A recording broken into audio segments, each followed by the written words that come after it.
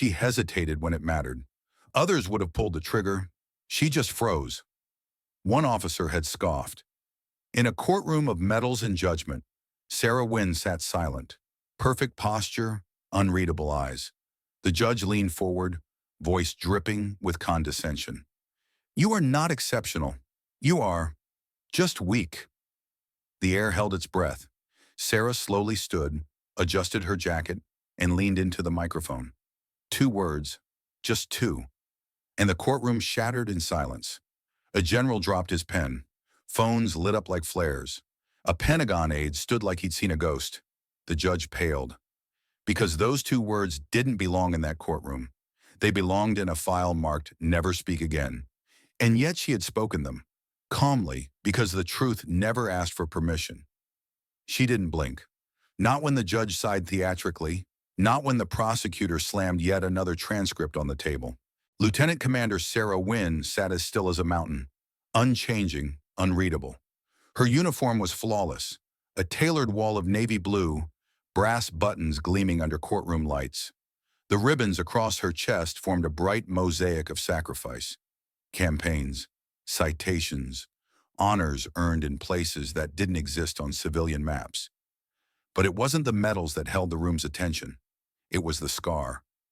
Barely visible unless you knew to look, it ran diagonally across the palm of her left hand, a shallow, pale reminder of something, someone left behind. She traced it sometimes almost absent-mindedly in the rhythm of pressure and release. Not a tick, not a tell, a ritual, a memory.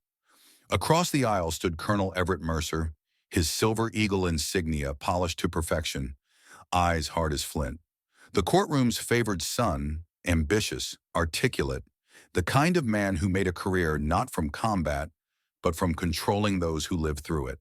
He was everything the system celebrated, sharp, decorated, and most importantly, loud. To his right, presiding over the tribunal, sat Judge Nathan Rourke, a relic of an older war, trim, authoritative, draped in robes of power that no longer needed battlefield soil to be earned. His disdain for Sarah Wynn wasn't even thinly veiled. It hung in the room like smoke. You could smell it, see it in the corners of his eyes when she didn't flinch. Hear it in the way he pronounced commander, like it was a technicality, not a title. "Lieutenant Commander Wynn, are you choosing not to speak?" Silence. Or is that silence part of the attitude that led to this entire disgraceful episode? Still, she said nothing. Not yet. There's a kind of heaviness that settles over rooms like these. It's not tension, not the kind that crackles like a live wire, but a weighted fog. And that fog was Sarah's ally, because where others filled it with words, she let it grow. Her silence wasn't empty. It was a statement, and it terrified them. From the gallery, young officers sat in stiff rows, many with curiosity, some with contempt. They had heard the rumors. She disobeyed a direct order. She jeopardized the mission. She hesitated.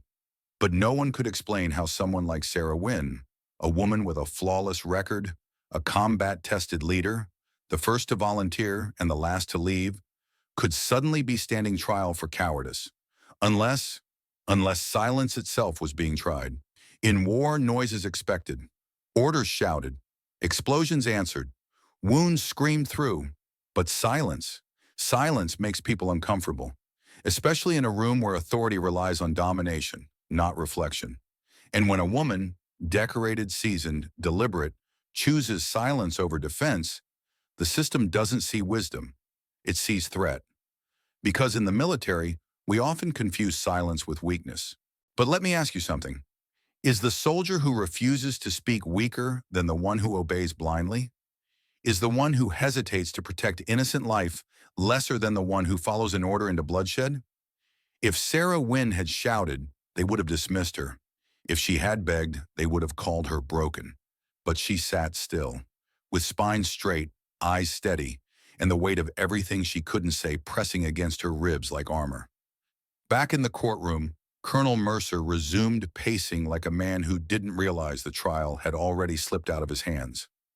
"The record shows she refused to comply with Operation Midnight Strand," he said, his voice echoing. "She was given a direct order. She chose instead to freeze. Our soldiers don't get to freeze, Your Honor. They act. Sarah's expression didn't change, but a shift, a subtle one, passed through the room. One of the aides in the back stopped typing. A Navy captain furrowed his brow.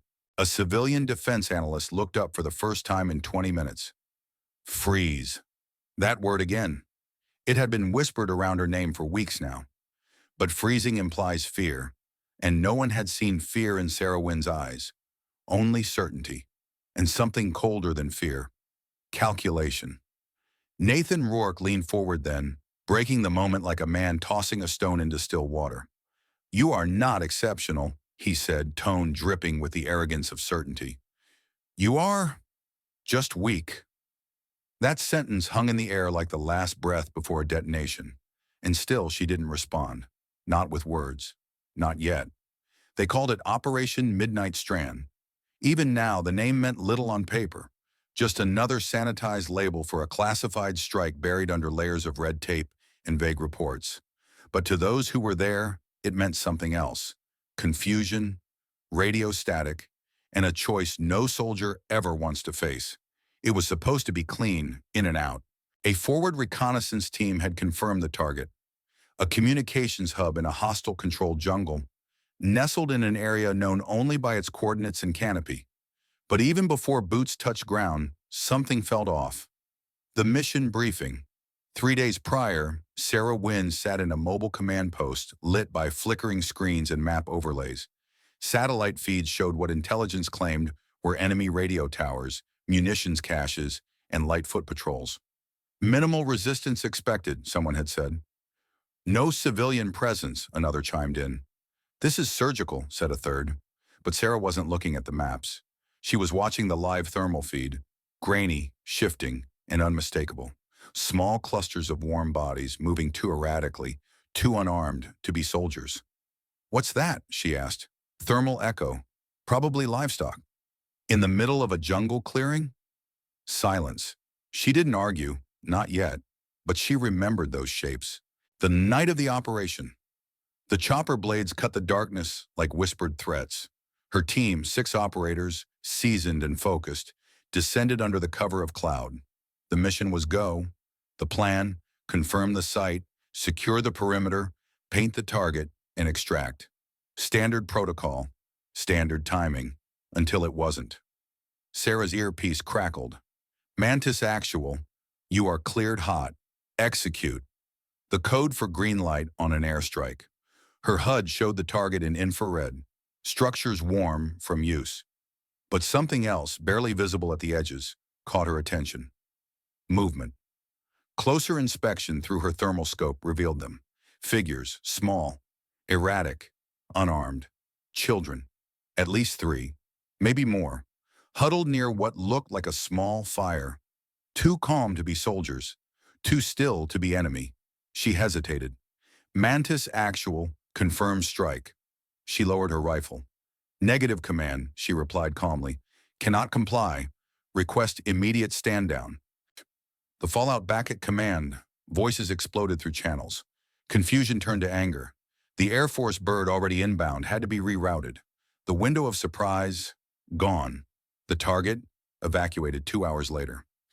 Because of her decision, Mercer would later say, we lost strategic advantage and allowed key enemy assets to slip through. But Mercer wasn't in the trees. He wasn't looking through that scope. Sarah was. And she saw something that didn't match the map. Something that the operation planners dismissed. Civilians. And she made the call. Not because she was afraid, but because she was sure. What does it mean to disobey in uniform? We're taught, conditioned even, to follow the chain of command, to act without pause, to strike without doubt, because hesitation gets people killed. But what happens when obedience is the death sentence? What happens when the ones writing the orders are 2,000 miles away, looking at pixels, not people? Sarah didn't hesitate because she was weak. She hesitated because she saw them. And once you see a child through your scope, clutching a blanket instead of a rifle, you can't unsee it. A soldier's decision. In the tribunal's transcripts, they call it insubordination. In classified memos, it was a deviation from standard engagement protocol. But among her team, Those who had served beside her before, they had a different word for it. Judgment. Because any machine can follow an order. Only a human being can weigh the cost. Sarah knew she would be punished. She knew that sparing those lives might cost her her career. But she did it anyway. And for that, they called her weak. The courtroom echoes. Colonel Mercer's voice rose in the courtroom days later. We don't train leaders to improvise ethics mid-mission, Your Honor. We train them to trust command, follow protocol, and complete the objective. Sarah didn't look at him. She didn't need to. Because behind the silence of her folded hands, behind the polished surface of her medals and buttons, was a truth he couldn't reach. Completing the objective means nothing if the cost is innocence. The jungle had gone quiet that night. No gunfire, no bodies, no headlines. Just a mission scrubbed and a woman written off as unreliable. But those children, whoever they were, lived, and no one would ever know, except her. Honor isn't forged in the chain of command. It's tested in the moments where no one's watching, and when Sarah Wynn refused to pull that trigger, she didn't betray the mission. She became it. The courtroom had grown colder since the recess. It wasn't the air conditioning. It was the silence. A taut, anticipatory stillness that had replaced the earlier rhythm of objections, page-turning, and posturing. Even Colonel Mercer, once so sure of his footing, had stopped pacing. Sarah Wynn sat like stone. The gallery now held faces that hadn't been there earlier. Men and women in plain clothes who carried themselves like they weren't really civilians. The kind of posture only years of classified service taught you. Among them, a young aide, the same one Sarah had caught observing her days ago, now sat closer, right behind the prosecution table, posture upright, eyes unblinking. At precisely 0900, Judge Nathan Rourke entered, the gavel already in hand but never used. This court is now back in session, he announced, but his voice lacked the iron it once held. There was a shift in the air. Major Winfield leaned in toward Sarah. We don't have to respond, she whispered. Let the record speak. No, Sarah replied softly. It's time. She stood slowly, her uniform catching the overhead light just enough to remind the room. This woman had once led men into fire. She stepped forward. Her voice was measured, calm, lethal. Your Honor, she began, I request permission to properly identify myself for the record. Rourke frowned. Your name and rank are already established, Commander. Not all of it, sir. A beat of silence. May I approach? The judge looked at her, then nodded once. Sarah walked forward, but she didn't stop at the defense podium. She kept going until she stood at the very center of the room. Then without hesitation, she said it. Shade Vector, January 2016 through October 2019. Task Force designation, Obsidian. The effect was instant. A three-star general sitting behind the gallery visibly tensed. A Navy captain dropped the pen he was holding. One of the Pentagon aides quietly slipped a phone from his coat and began dialing. Even Colonel Mercer paled, his eyes darting to the judge for clarity. But none came. But it was Judge Rourke whose reaction mattered most. He gripped the bench with both hands, his knuckles whitening. His jaw worked, but no sound came out. He opened a file, closed it, opened it again. His gaze flicked toward a sealed manila folder on the desk, one Sarah had noticed earlier. What did you say? He asked, voice hoarse. Sarah repeated it. Obsidian, Shade Vector. That unit doesn't exist. Correct, she said flatly. That's the point. The room buzzed now with whispered conversations. Dozens of uniformed personnel pulled phones from pockets, stepping into hallways, murmuring into secure lines. One aide rose from their seat and exited immediately, never looking back. Inside the chamber, chaos had been replaced by disbelief. Sarah remained centered. She didn't move. She didn't blink.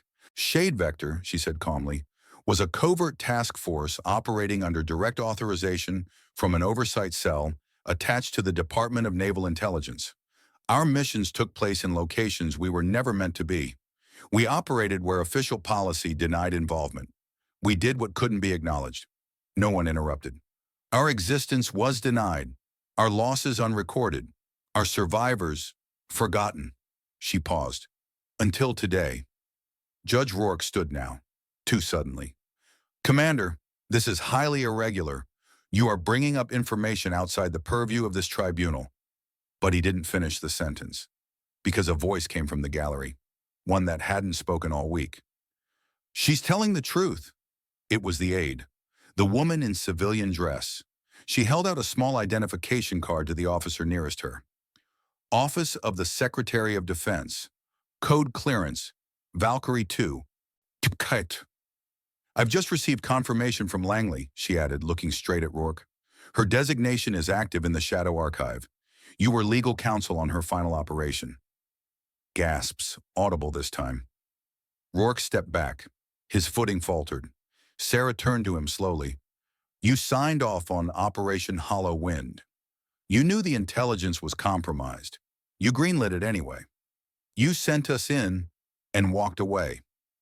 Suddenly, the courtroom didn't belong to the judge anymore. It belonged to her. Sarah looked toward her counsel. "He's not here to judge me. He's here to bury what went wrong." More movement in the room. Two naval security personnel entered through the back and positioned themselves near the bench, not with aggression, but with certainty. Winfield leaned over to her client, voice low. "What just happened?" "They remembered who I am," Sarah replied. "They remembered what they tried to erase. There's a version of military history the public sees. Flags, folded honors, medals handed to mothers.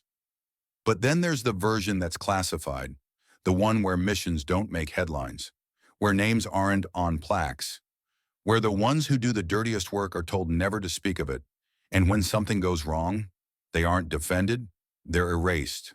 Sarah Wynn was supposed to disappear into that erasure, but she remembered something vital. A ghost that speaks is no longer a ghost." As the judge's gavel finally dropped, not to silence the room, but to recess it indefinitely, Sarah stood motionless. Outside, military vehicles lined up near the courthouse.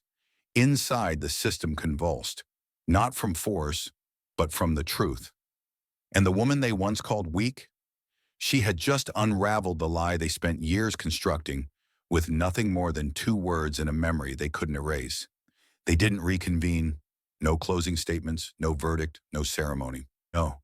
Because once the truth surfaced, the trial itself collapsed under the weight of what it was never meant to hold. By noon, the Pentagon had sent in Admiral Eliza Grange, flanked by 2 aides and a sealed briefcase. She didn't knock. She didn't wait to be invited. She simply walked into the courtroom and took the bench, without asking permission. "This court-martial is hereby dissolved," she announced, "by direct order of the Joint Chiefs of Staff." The words landed like a detonation, but no one dared interrupt. "Effective immediately," she continued. "The proceedings are classified under Tier 1 security protocols. All records are to be sealed. All personnel briefed under code silent status. And regarding Commander Sarah Wynn," she added, turning slightly, "her service record will be amended accordingly, reflecting the truth of Operation Midnight Strand." And what came before it? She paused. The room was dead silent. Because what she did was not insubordination. It was leadership. Judge Nathan Rourke did not speak again. Not in the courtroom. Not in protest. Not in self-defense. He simply sat back down, eyes hollow, hands trembling slightly, watching his career slip through his fingers like dry sand. By the end of the day, he was escorted out through a side exit by 2 security officers. Not cuffed, but shadowed, like a man no longer trusted with locked doors. He would be the subject of an internal investigation. His name removed from the Oversight Committee records. His legacy rewritten quietly, and then forgotten. In the stillness of the closed courtroom, after most had been dismissed, Sarah remained seated. Major Winfield leaned in. "You won," she whispered. Sarah shook her head. "No one wins in a room like this. Some just survive it." It was Admiral Grange who approached her next. No podium, no distance, no chain of command between them. Just 2 women who had seen too much and said too little for too long. She pulled a simple envelope from her briefcase, cream-colored, heavy, unmarked. "Inside," she said, "are 3 options.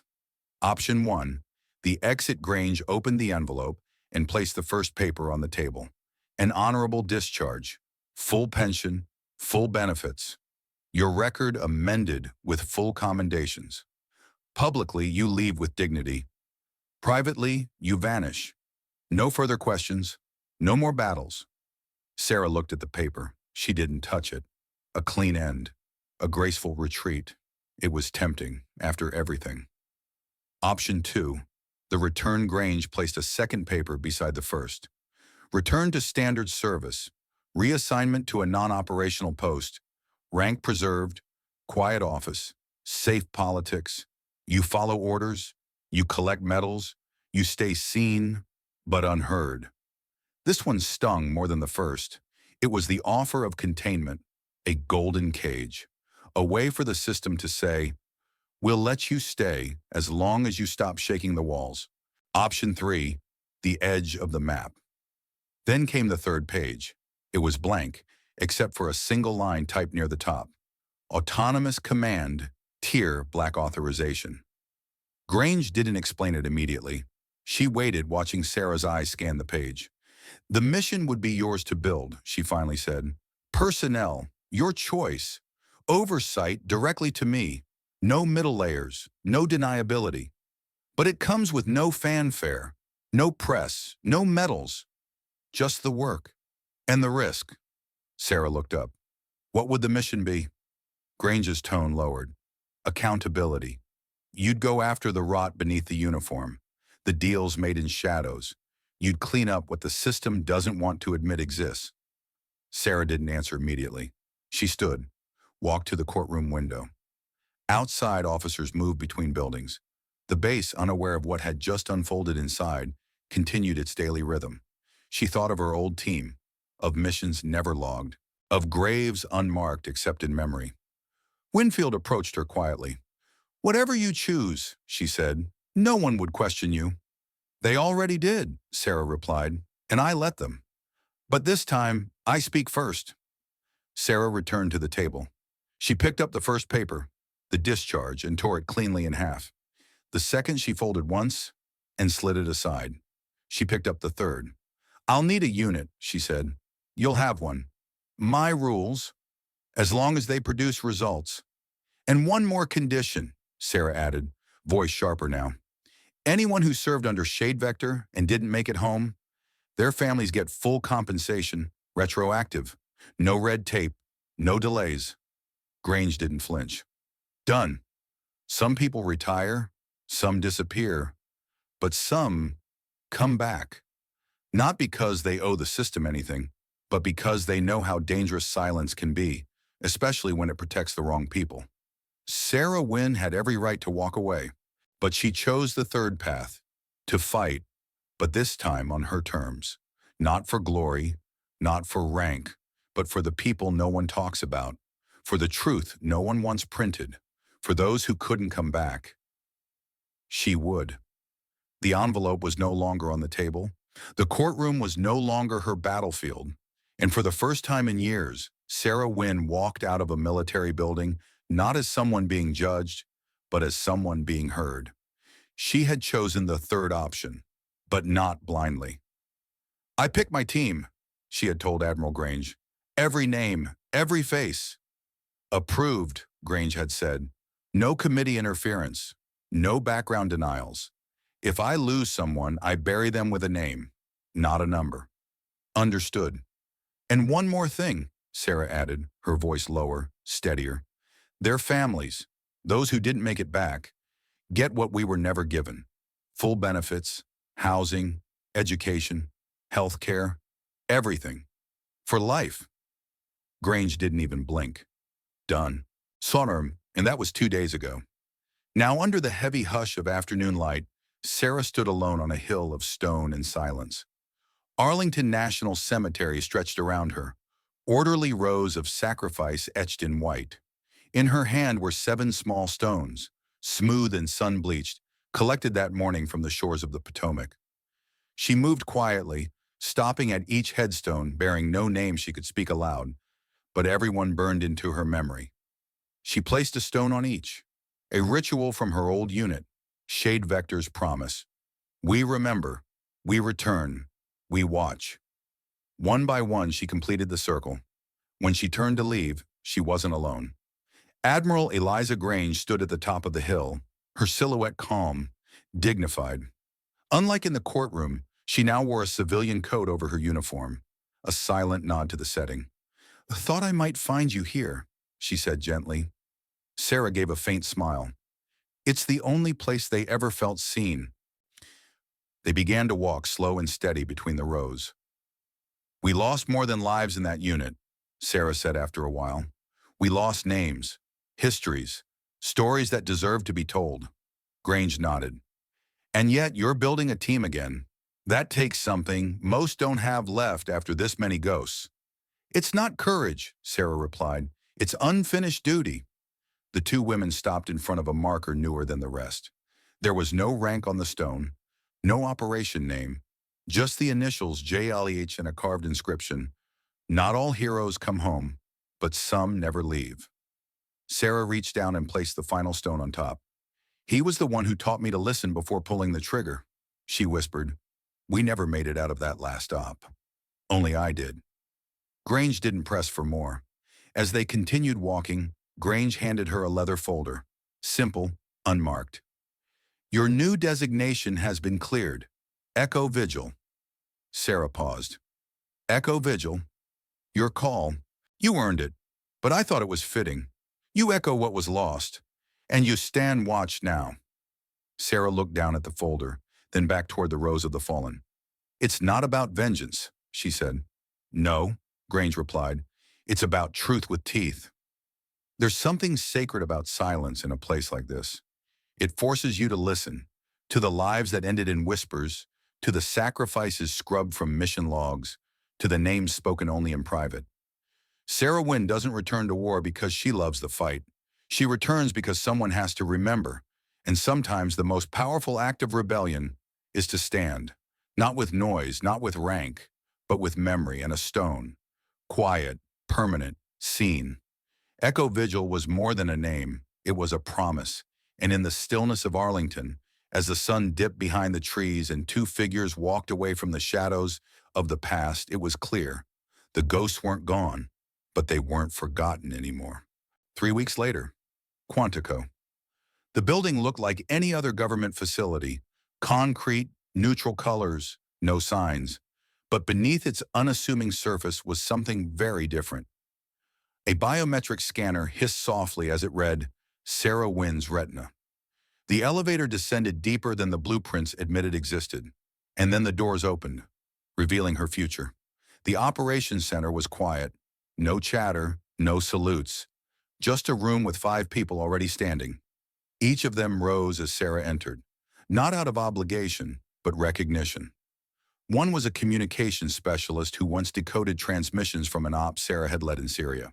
Another, a combat medic who survived the same jungle Sarah nearly died in. A third, silent, watchful, was the younger brother of a Shade Vector teammate who never came home. This wasn't just a team. This was what survived the erasure. Sarah walked to the central briefing table. On the screen, a rotating globe shimmered in low light.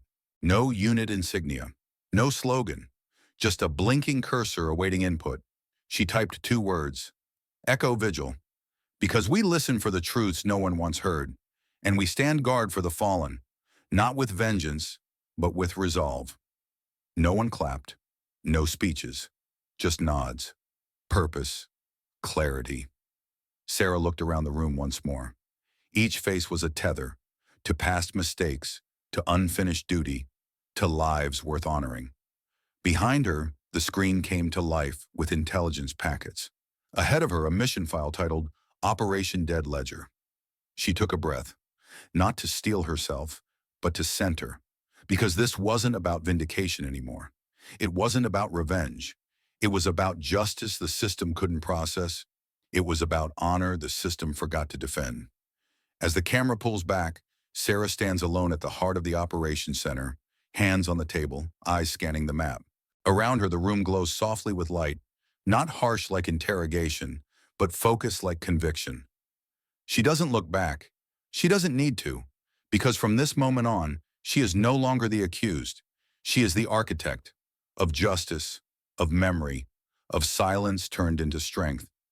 And Echo Vigil, they were watching now, so that no one else would be forgotten again.